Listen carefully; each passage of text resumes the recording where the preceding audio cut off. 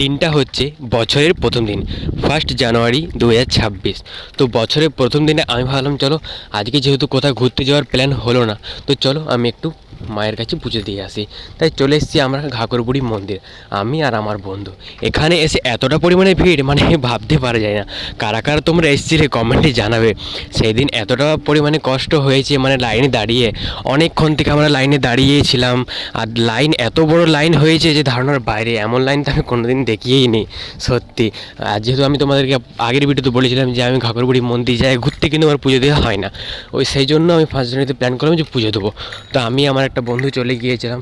প্রচুর পরিমাণে ভিড় ছিল, প্রচুর পরিমাণে, মানে যতটাই বলি ততটাই মানে কম পড়ে যাবে।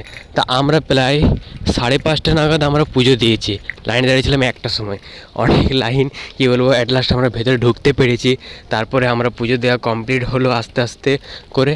তারপরে আমরা ওখান থেকে বলি চলো এবার বেরোই। তো সেখানে সবাই এসেছিলো, তো প্রচুর পরিমাণে ভিড় হয়ে গিয়েছিলো। যেহেতু বছরের প্রথম দিন, তো বছরের প্রথম দিনে সবাই বেশিরভাগ পুজো দিতে যায়। তোমরা নিশ্চয়ই জানো, তোমরা কারা কারা ছিলে কমেন্টে জানাবে। আমি তো লাইনে অনেকক্ষণ দাঁড়িয়েছিলাম, কি বলবো। তারপর আমাদের সব কিছু করার পর আমরা কিছু ফটোশ্যুট করে নিলাম, মানে বলি চলো এবার বাড়ি যাবো। তো কিছু ফটো আরে তুললাম, তারপরে ফটো আরে তোলা হয়ে গেল।